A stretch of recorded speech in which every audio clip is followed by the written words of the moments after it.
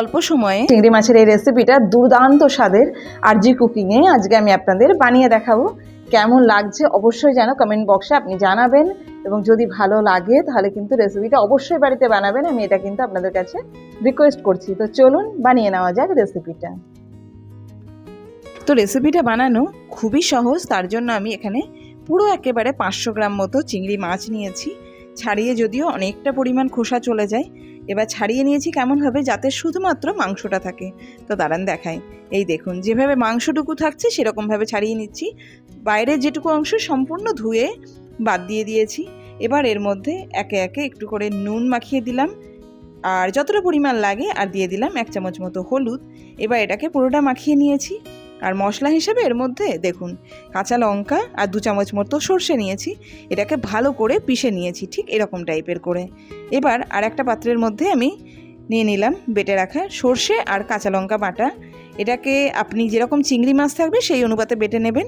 এবার এটাকে ভালো করে মিলিয়ে নিচ্ছি বেশ কিছুক্ষণ।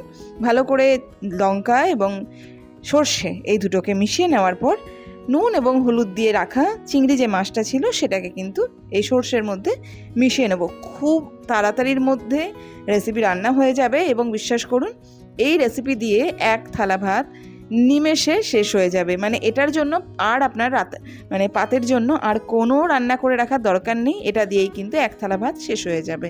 তো দেখুন এখানে চিংড়ি মাছটা প্রথমে ভালো করে মাখিয়ে নিয়েছি। এবার যদি আপনার মন হয় এর মধ্যে একটু হলুদ দিতে পারেন। এবার মাখিয়ে নেওয়ার পরে 2 থেকে 3 চামচ মতো সর্ষের তেল ভালো করে চিংড়ি মাছের মধ্যে মিশিয়ে নেব। আমি ওই দিকে কড়াই গরম হতে দিয়ে দিয়েছিলাম, তার মধ্যে দিয়ে দেবো মাখিয়ে রাখা যে চিংড়ি মাছটা ছিল সেটাকে। তো দেখুন এখানে কিন্তু কড়াইয়ে প্রথমে আমি তেল দিইনি, ওখানেই যেটা মাখানো ছিল সেটা দিয়ে দিলাম। এবার এটাকে দেওয়ার পর কিছুক্ষণ পরে চালাতে লাগবো, এবং চালালেই দেখবেন চিংড়ি মাছ তেলে দিলে বা একটু গরম হলেই একটু লাল হতে লাগে। তো দেখুন এখানে লাল হতে লেগেছে, কিছুক্ষণ ছেড়ে দেব যাতে এটা হালকা রান্না হয়ে যায়।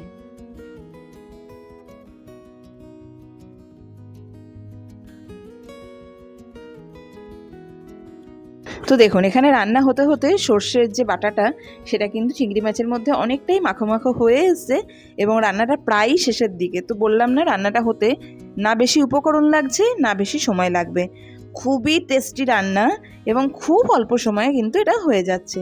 তো দেখুন সর্ষের ঝোলটা যেই কমে এসছে, যেমন মাখো মাখো আপনি ঝোল রাখতে চাইবেন বা যদি একটু ঝোল রাখতে চান সেরকমভাবে রেখে দেবেন, এবং যখন রান্না কমপ্লিট হয়ে যাবে ওপর থেকে আরও 2 ঢাকনা মতো সর্ষের তেল মিশিয়ে দিয়ে এটাকে সার্ভ করে নেব।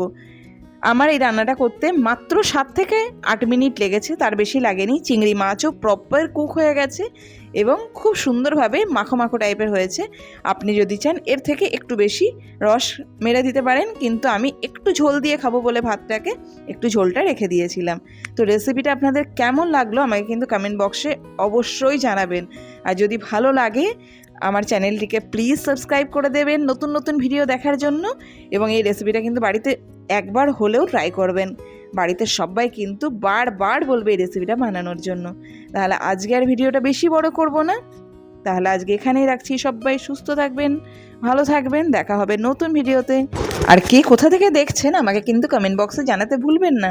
আমিও কিন্তু দেখতে চাই কে কে আমার কুকিং রেসিপি দেখে এবং কোথা থেকে দেখে। তো আজকে এখানেই রাখলাম। Thank you.